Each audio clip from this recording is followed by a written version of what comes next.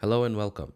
Today I'll be looking at the ASUS Strix G18 18-inch laptop for 2023 that has a QHD plus resolution. It has an i9-13980HK, 24 cores and 32 threads processor, 32 gigabytes of DDR5 RAM at 4800 megahertz, and it has a 1 terabyte SSD drive of PCIe 4 generation. So it runs at a very fast speed.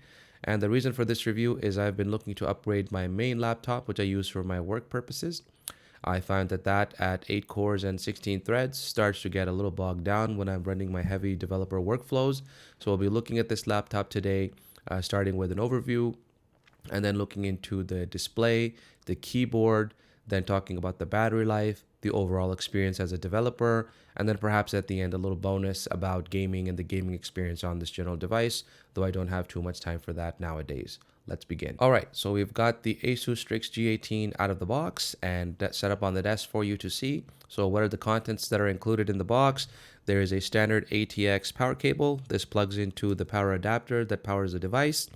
And you've got a nice barrel plug with a 280 watt power supply that powers this beast of a machine. Now we've got some sticker work here, and it's talking about all of the different benefits of this device. So now let's open it up and look at the keyboard deck and the bed of the laptop itself. So we'll put aside these adapters for the moment. And let's see if we can do a one-hand open. So I'm grabbing the lip here. So there is a little notch, as you can see. It protrudes from the display cover of the device, so it allows you to easily grab and open. So one hand, the hinge feels quite sturdy and it's pretty flexible. Very nice, impressive. So it opens up pretty well. As you can see here, we've got the keyboard deck. Mirror finish on the screen. It is not a glossy screen. It is a matte screen at QHD plus resolution. That's 2560 by 1600. First impressions are good. It looks like a solidly built device. I don't see any rattling. I don't see any bend or flex in this device. It is quite solid, sturdy, and heavy. Let's have a quick look underneath. So what have we got on the bottom? It looks like it's got some really nice rubber feet. So there's one here. One here. This is just plastic. There's a rubber foot here and here. With a quick overview of the machine, next we'll look at the ports and how is the port selection on this device before we jump in and turn the device on and start looking at other things inside. If we spin it around, we can see that on the right hand side, we've got just two USB-A ports. I assume those are for peripherals such as plugging in your USB mouse or perhaps a USB thumb drive. On the back, we've got just lots of ventilation. This entire thing is a heatsink. And on the left hand side, that's where we've got the majority of the ports. We've got here a barrel power plug, a 2.5 gigabit Ethernet jack, an HDMI 2.1 output. So if you want to do high refresh rate gaming externally on an external display or your TV, you do have the HDMI 2.1 output that ties directly to the discrete GPU, which is the RTX 4070 in this device. You've got a Thunderbolt port, and I believe this is just a USB-C port with DisplayPort alt output and a combination headphone microphone jack. On the front lip, you've got a RGB light bar that kind of wraps around the device. The RGB bar wraps around from here all the way around the device over to this side. So let's power on our device and see what we've got. To save some time here, I've gone through the Windows onboarding process and gone through the device registration and setup. So I'll be logging in here in a moment and then we can be at the desktop. We'll do a screen capture and show you guys some of the specifications and navigate around the device internally within the Windows system before we talk about some of the specifications and the key features of this laptop. After getting to my Windows desktop, after the installation and the setup process, there's a few things that I like to do in order to get my softwares installed as well as get some tweaks going for the system. Let's first show you how I get the software installed using a script by Chris Titus over from the Chris Titus Tech YouTube channel.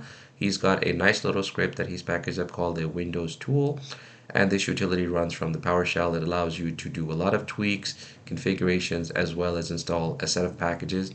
You may also be familiar with Ninite, which also does the same thing. Let's show you here in comparison. Ninite, however, I believe, if you go to Ninite, it's the same type of package. You download this application. It allows you to select from a variety, and it auto-install these packages for you without having to individually visit each page and download each of these applications to install. So I like to use the christitus.com Windows Tool. And if you come to this URL here, christitus.com/Windows Tool, as you can see here, you'll find a command that you can run on your command shell at the PowerShell prompt, and this will basically open up a utility, a GUI utility that you can use to install all of your software. So let's go ahead and do that. So I will copy, open up the start menu, search for PowerShell. Once you have PowerShell here selected, click on Run as Administrator, accept the user access control. Once you arrive at the Windows Shell prompt, paste Control V and just press enter to run this script. Now it'll take a moment to install Chocolatey, which is the Windows Package Manager. It's required to set up a lot of the installs that this tool will use, as well as Winget. So let's wait for the screen to pop up here. Right, here we go. Okay, let's close everything else out so we can have a clean workspace to look at. All right, now we've got here this is the utility that I like to use for installation. I will just go here, for example, select all of my browsers that I want to install. I will select the communications tools that I need, any code editors that I want to use, perhaps even some game clients, although I'll skip those for the moment. PowerShell, PowerToys, and Windows Terminal are really must-haves for power users today. Windows Terminal has come a long way, and it is basically, at this point in time, I would say going heads up against Z Shell or Bash or any of the other Unix or Starnix shells that you may be used to. A lot of multimedia tools here. I like to get VLC. I already have OBS Studio installed. That's how I'm capturing this video. And for utilities, I like 7-zip, Bitwarden, CPU-Z, GPU-Z, hardware info, as we'll be using some of these tools to show you around the hardware that's inside this machine. So let's click that, click install, and we'll return back a few minutes here after this is done. Once all the installs are done, you'll be greeted with this friendly message that installs are finished. We'll click OK here. A quick reboot will be required so we can get everything updated. Once Windows returned back to the desktop, the next step we'll be looking at is some tweaks that I'd like to apply before continuing on to work with the machine. Alright, after that installation, one more thing I like to do is to run some tweaks, which, like I said, turn off the telemetry, as well as set up some useful configurations, such as enabling the full right-click menu in Windows 11, which by Microsoft has been for some reason trimmed to a more funny menu, which I believe is not actually quite useful. Let's show you what I mean here. So if I go over to my downloads, I right-click on something, and this is now a reduced right-click options menu. If you click the more options, this is the more traditional full-fledged right-click option menu. We'll use the Chris Titus Tech Windows tool again to set up these configurations without having to go in and do registry edits or make potentially dangerous tweaks to our system. So we'll open up our browser once again, and we'll go to Chris Titus Tech Windows tool. Here we are. Let's grab the script once again, and we'll open PowerShell as administrator. Run the script once more. Right, so now we'll go to tweaks, and what I like to do with these configurations is to set a restore point, run OO Shutup, which is a utility that goes in and turns off a lot of the telemetry that Microsoft has since been adding since Windows 10 and has even doubled down on with Windows 11. Disable telemetry also sets up and turns off some of these other services which capture analytics and data about you, which is then reported back to Microsoft. I also like to turn off Wi-Fi Sense because there's absolutely no reason to have it. Display history, temporary files, location tracking, home group, storage sense, hibernation mode, as well as the game DVR. I do not use any of these services, and I like to set the services to manual. I don't want to have hundreds of running processes on my device when I'm really just using it for work, and I don't need to have all these background processes running. To show you an example of what I mean, if we hit Shift Escape, Control Shift Escape, we get our Windows Task Manager, and if we expand this window, trying to work with the trackpad here. Alright, if we look at this, we've got 246 running processes as it is, and this is using up quite a bit of space. If you look at the RAM usage, we've already lost about a quarter of our entire RAM that's available to the system. So let's go back here. After setting all these up, we'll also do some useful things here. We will turn on the numlock on startup. I enjoy that. Show the file extensions. And we'll say set time to UTC. This is important if you're running Unix or any kind of Linux flavor, because what will happen is as you reboot from one system to the other, you'll find that the Windows is not able to correctly read the time from the system clock. So if you set the time to UTC, you'll be able to dual boot back and forth and be able to get correct time readings from the system. I also like to disable the UAC. Be careful with this one. If you're not sure what you're doing, you should be cautious. And here we are. So let's run the tweaks. All right, tweaks are finished. Now let's talk about the keyboard on this device. And this ASUS ROG Strix G18 laptop has and if we can see here, it's got the QWERTY keyboard, plus it's got the numeric keys on the right hand side. However, this numpad has been kind of shortened. The keys are shorter pitch, so it's a little bit of a misnomer. You have to come over, hunt for the keys, and then basically type. And because the keys are small, it's harder to get that accuracy that you would with the full-size keys as you have over on this side here. Other than that, the keyboard is a full-size keyboard. As I mentioned, I would prefer that it was just a QWERTY keyboard and centered, thus centering the trackpad as well. That would have made it a lot better in terms of typing and for developer experience. I rarely ever use this numpad here. What's more important is to have a centered keyboard, so as I'm sitting in my lap, that the keyboard is actually quite vertically centered right in front of my arms, and I don't have to do this off to the side approach to get typing on my machine. The RGB backlit keys are very nice. It's got a full spectrum RGB. It's configurable. If you go to the ASUS Army Crate software that's installed on the device, you can switch all kinds of modes and, breathing and all kinds of RGB setups. I like to switch it to just a white backlight and set all the bars and all the other bling mode to off. But preferences may vary. Other than that, the typing feel of this keyboard is actually decent. If I click here to my notepad, quick brown fox jumped over the lazy dog. So it isn't a mechanical keyboard by no means, but it is a membrane-based keyboard. It's fairly comfortable to type. It has some good feedback. The keys are maybe a little bit mushy when they bottom out, but other than that, I'm able to get up to speed on this keyboard quickly. No funny business here in terms of odd key placement. The only thing I found a little bit troubling is that this shift key has been abbreviated and these arrow keys have been smashed right in. As a developer, I use these keys quite a lot, particularly with function combinations, shift, shift control, shift function, etc., to select lines, words, to navigate to blocks, navigate to the top of the page, etc. And this shift key being abbreviated here has taken a little getting used to, as I'm often looking for a big spacebar here, so I'll reach right over and I can feel the edge of this and I'll press that thinking that it's a shift key, when in fact this is actually the arrow up key. So that is my little gripe about the keyboard. I do enjoy having these media keys up at the top. This is fantastic that there are specific backlit and separate media keys that allows you to quickly access your volume controls, your mute, as well as your fan mode. This one here will actually toggle between, I believe, quiet mode, performance, and a turbo mode. That is the profiles for fans and cooling on this device. As for the trackpad is a glass surface. It's very smooth when you're navigating around. There is no issue moving the cursor whatsoever. I found the gestures to be pretty easy to do as well. I've not had any issues, no failures. Also, palm rejection is excellent. I have not had any issues where my hands or my thumbs were resting like this on the keyboard while I was typing and it having accidentally triggered.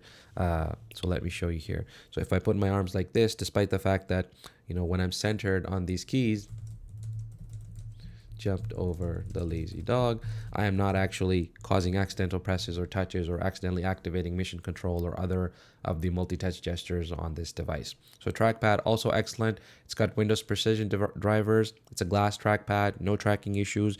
The other thing I would like to mention just briefly about this surface is it does get smudgy. It does pick up finger oils quite a bit. I've been using wipes to just wipe it down, or a lint-free cloth should be able to tackle that. But if you've got greasy fingers or you like to eat while you're at work or on the computer, that may be something to consider. I also want to give you my general impressions of using the device as a laptop on a day-to-day basis, whether at my desk docked to my setup with my multiple monitors, etc., or on my laptop sitting on a couch or perhaps at a dining table or whatever you might be, whatever environment you might be in. And overall, I'd say the impressions are good. It is a heavy device. It is certainly no featherweight. It does have quite a bit of heft to it. And if you look at the official specifications, it is just shy of 7 pounds. So it is a heavy device indeed compared compared to the competition. But if we look at what we had just a few years ago with not even a quarter of the power of that is in this device, I would say we've come a long way. So 7 pounds isn't actually not that much of a difference, considering that most 15-inch power or powerful laptops that are for high-end users weigh anywhere between 4.5 to maybe 5.5 pounds anyway. So another pound or pound and a half, you're not going to really notice it. The one issue I do have with this is it doesn't fit in a standard 17-inch backpack, so you may have to get a new bag for that. The other thing is if you sit it on your lap, as I mentioned earlier, because of the bottom, when we looked at the feet, the rubber feet are positioned in such a way that I have not found that it eats into my legs, although I'm just wearing pants at this time. Maybe it's a different story with wearing shorts in the summer and sitting with, your knees exposed or whatnot. And as the laptop rests on your legs for quite a while, perhaps it'll be a different experience. But so far, working with this laptop on my lap, on the couch, I've been able to comfortably use this device for multiple hours without any concerns about weight or bearing down onto my legs. Some of the older laptops I've owned had these vertical bars across the left and right hand side, or leveling off the laptop from the table surface so that it would get a little bit better airflow and thus better cooling. So excellent in terms of laptop experience, carrying it around, not too bad. If you add to that the battery life promises that ASUS has made, and actually I would say somewhat fairly delivered in high use or heavy use scenarios for developers and the like, I would say this is actually a winning combination. And speaking of battery life, this device has been excellent in terms of getting me through my workday, or at least half of my workday. I found that if you put this device into battery saver mode in Windows, along with turning down the brightness to around 50%, which is actually quite usable in most environments, except for perhaps the brightest environments or outdoors, you can actually make use of this device. And because it has so many cores and so many threads and lots of RAM at 32 gigabytes of DDR5, it's actually quite usable and very performant on battery saver mode, unplugged from the wall, away for about 4 hours roughly. That has been my continued experience on a day-to-day basis. I've been testing it over the last week, and that is with my developer workflow, which includes running multiple Docker containers, running WSL, which is Windows Subsystem for Linux, having PowerShell open with multiple tabs, running Git commands and whatnot to work with my applications, as well as having some sort of React or Node.js or other applications running, and a development environment, a VS Code instance, perhaps also an instance of IntelliJ at the same time, and multiple browsers, including Firefox, Chrome with my Google Meet tools and my email, and separately I use Brave for all of the work-related stuff, which includes things like Notion for our wiki, where I'd contribute and read and actually add content there, as well as also looking up code, examples, writing, editing, and working throughout my day. So with that type of a workflow, which I consider to be a pretty heavy workflow, lots of windows open, lots of resources being used, lots of things running in the background, I've been able to eke out 4 hours from this device, which I would say is quite impressive, considering I'd say the two winning combinations here are that you can put this into battery saver mode, and because you have so many cores, so many threads, and lots of RAM, that combination combined with the excellent screen, which can maintain its luminance and clarity as you tune down the brightness, it makes for a winning combination here that you can actually use this device for hours on end, unplugged away from the wall without really having to worry. However, I would not go without carrying my power adapter on this device. During gaming, I found the battery to last just slightly a little bit more than an hour on battery mode, but keep in mind that limits the performance quite a bit to just 30 frames a second on your display, and the display itself is tuned down to 60 hertz, which isn't the optimal, I would say, gaming experience for most people. So that said, overall, very good impressions from the battery life here. I'll continue further testing and maybe provide an update in a few months to see how the battery wear and tear is going, and if there's anything to report back there, I'll do so with a follow-up video. Now on this 18-inch display, I want to show you here what is the native resolution and how some of the display scaling works in Windows, and how usable and how much screen real estate you actually get on this device. So let's hop into Windows display settings. And out of the box, Windows recommend for this display to be scaled to 150% scaling. The native resolution of this display is 2560 by 1600, which is a QHD plus display with a 16 by 10 aspect ratio. So at 150% scaling, which is what Windows recommends, the way I like to test this is by using a set of windows that I would typically use for my work. So if I go here, I'll have Firefox open, I'll have Chrome open or another browser to test my application. and a window open for my code. So as you can see here, that natively at 150% scaling, I'm able to get very little code here. I could, however, swap some of these windows. So let's say if we hover over the maximize icon here, Windows give you some repositioning options. And if I can reposition this Windows to the left, we'll keep Chrome here and we'll bump Firefox down to this side for reading and for reference. So this could be a usable approach. However, I still find that this is actually making it very small.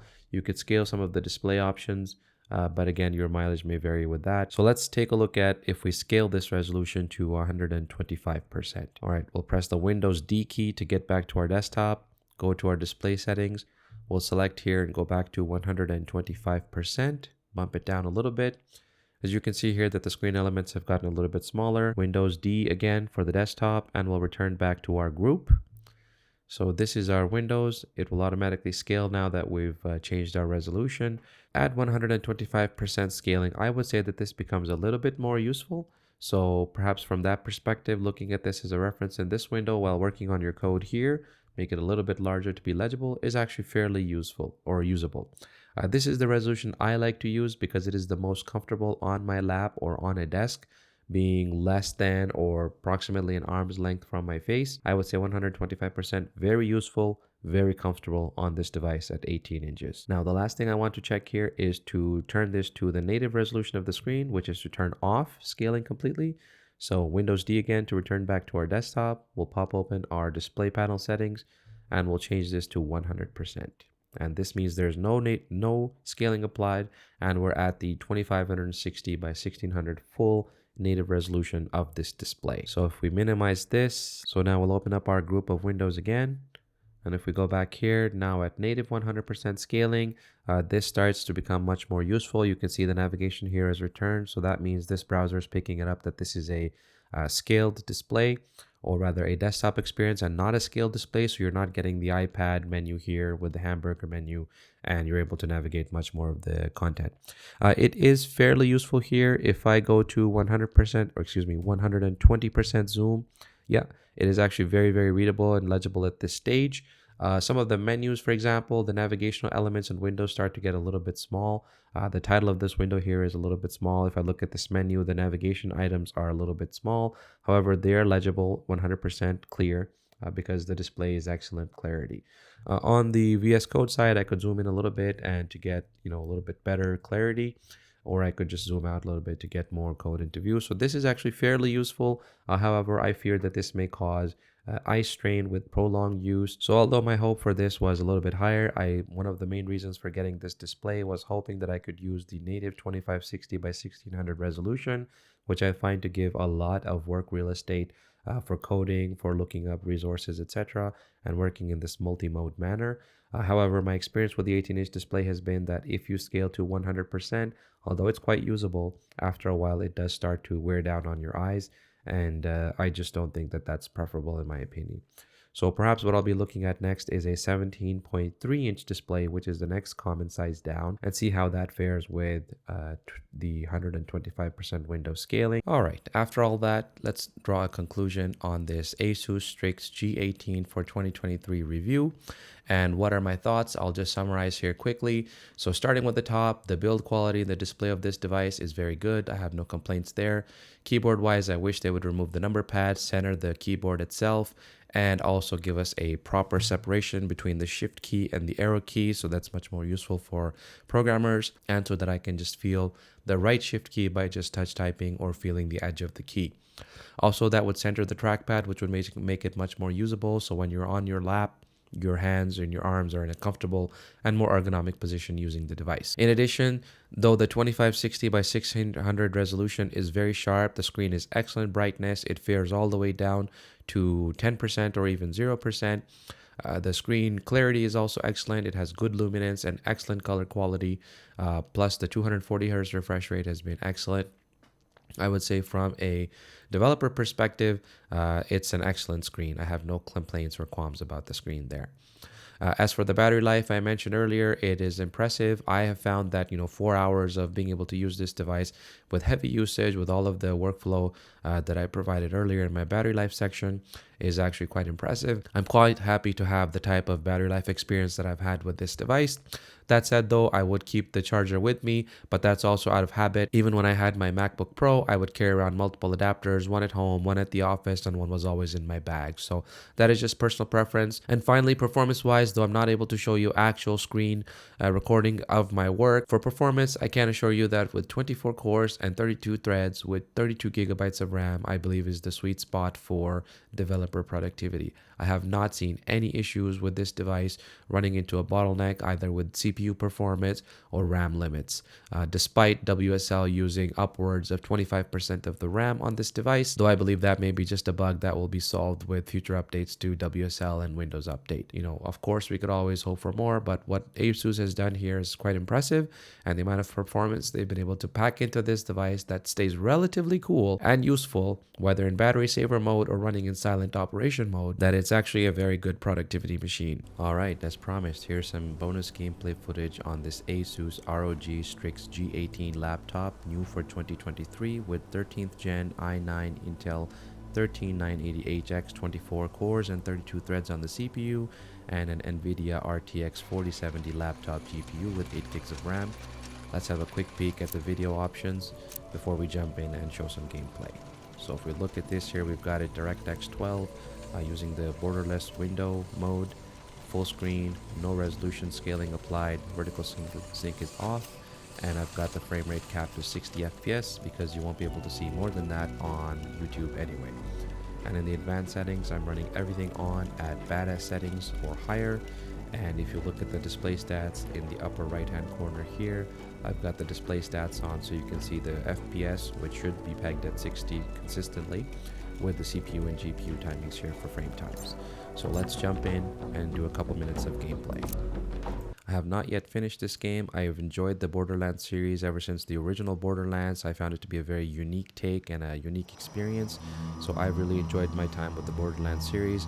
Borderlands 2 was a fan favorite and also a personal favorite of mine.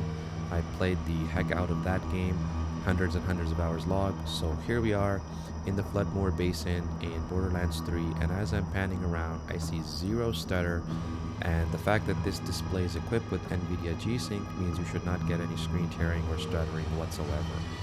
And at 240 Hz and with really sharp response times, I believe a 3 millisecond response time on this display, you should have no issues whatsoever enjoying your time with this device. So let's jump up here and we'll briefly show a couple minutes of my poor gameplay. I have not played this game in quite a while, so don't knock me or judge me for my gameplay skills. I'm just here showing off this laptop. Alright, so where are we here? Where's the enemies? Looks like house is clear. Oh, there they are. Hello. Good night. Oh. Do you? One thing I've really enjoyed about this laptop, despite the fact that I'm running in performance mode right now, and I'm capturing my image using OBS, and at the same time I've got to an external microphone to get it back, and I'm able to do all of this on this device with pretty much what I would say is near silent. I can speak in my studio here without having any issues with sound noise. The sound output is through speakers my headphones, so I'm not using the speakers here, but the digital, the DAC that I'm using for this talk and run at the same time. That needs to be a skill that I need to acquire over the next little while. But with a laptop like this, I am quite literally, I can hear the fan is audible, but it is really a whisper at ear length or ear distance, so I am not complaining at all. I think just a few short years ago, I had a Dell G17 device with a RTX 2070, and that, my goodness, it would be screaming at the top of its lungs just trying to hit 60 FPS. So at the fact that I'm doing 60 FPS here comfortably on this device, it's quite impressive. And 18 inch is a beauty if you want to game on the go, because in my opinion, it gives you full immersiveness. So what I'm going to do here, I don't feel disconnected from the game. It goes up quite nicely and there's no rebound. So I'm going to take this camera.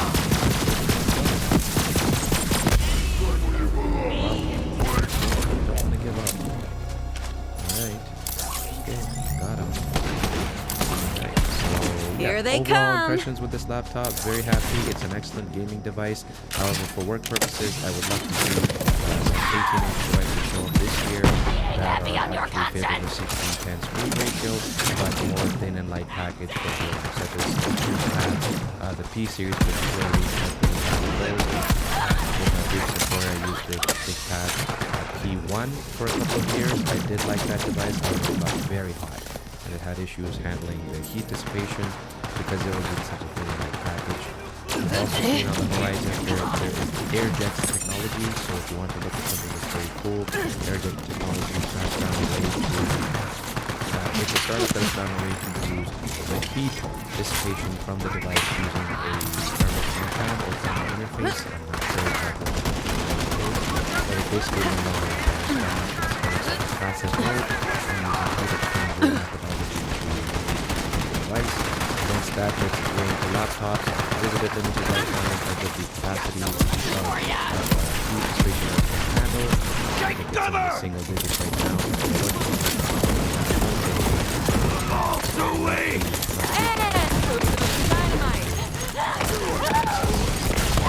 Imagine 2 years from now, widescreen portable laptop.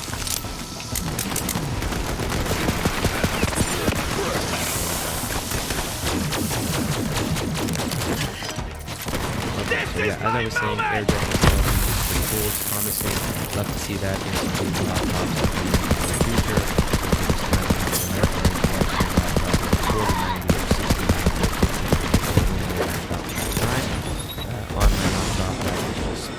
Shy of 5 pounds, rolling with that, carried around everywhere, pop it open, I love the laptop life. I've had it for, I've moved it to many years as a traveling. So I've gotten used to the laptop life for work and however, I've had just too demanding of a consumer. I've had lackluster experiences with the laptops thus far simply because the thermal solutions have been fucked up. And for a while there, Intel was just recycling their laptop CPUs, so we didn't really have from I believe the 7th generation or so till the 11th generation, which was, or excuse me, the 10th generation, it was just literally recycled CPUs. NVIDIA was also sitting on its laurels with a lead outline in AMD Pitmaster, so it was a little bit of a down period within the industry. Not an enjoyable time, and I certainly, I tried a few laptops, I owned a few of them, but I just didn't feel like that the value proposition was there. With this laptop, however, I am actually quite pleased. Not to say that this is a cheap laptop. I picked this up from Best Buy here in Canada, and in Canadian dollars, this is a $3,000 device with a 4070. There's musters on the internet that the 4070 of this generation is actually, particularly for laptops, has been downscaled, and it's more the equivalent of a 3060 or a 4060 version. There's a few different versions here, so NVIDIA has been playing these games and marketing hype and how they actually deal with these things.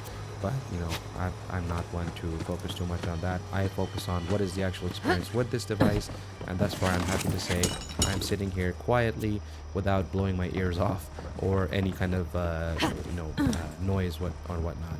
I have noticed from time to time though there is some coil whine when this device is charging and plugged into power sitting idle, so that is a little bit odd. I don't know if it's just a bad production unit or if it's actually something that is with the new power adapters that have now gone to GaN technology. I'm not 100% sure, but that is one thing I've disliked about this laptop experience so far. But yeah, as you can see here, we're pretty much hovering pegged at 60. There's no issue whatsoever. I'm playing at badass settings, and the screenplay experience and the immersiveness is just absolutely fantastic. I'm so happy with this laptop. If I was a gamer on the go, which I'm not so much anymore, this would be, I would be happy to have this laptop, or perhaps even a 4080 or 4090 laptop GPU. But the The other detriment this generation is that the prices have gone way up. If you're looking at some of the Razer Blades, for example, the 4090 top of the line, or other top of the line GPU laptops such as the ASUS ROG 18, I believe that is their top of the line, you're looking at something north of 5,000 Canadian dollars. And in my opinion, that just simply isn't worth it. The prices on these devices generally fall by the end of the year. And it just doesn't make sense. Holiday time, I would not be surprised if you see these laptops with 4090s sitting at $1,000 off. What I have found, and here's another bonus tip for you, is you can also look at Best Buy and particularly other online retailers that sell refurbished gaming laptops. That is a great way to save a few bucks. Oftentimes somebody will buy these laptops, they'll not like them for whatever reason, return them to the retailer. After they sit on the shelf at the retailer for quite a while, these refurbishers will pick them up and sell them for not cents on the dollar, but certainly deep discounts. You can also find, if you're looking at Best Buy in Canada in particular, you can find some really deep discounts on the Dell XPS 15 and the XPS 17 as an example. So anyway, I will pause my gameplay here. I hope you had enjoyed this bonus content. Let me know if you liked it and if you'd like me to keep including some of my favorite gameplay clips at the end of my review videos. I'll be sure to look at the comments and see how you guys react. So thank you very much, and I hope you've enjoyed this review for the ASUS ROG Strix G18 for 2023. Thank you.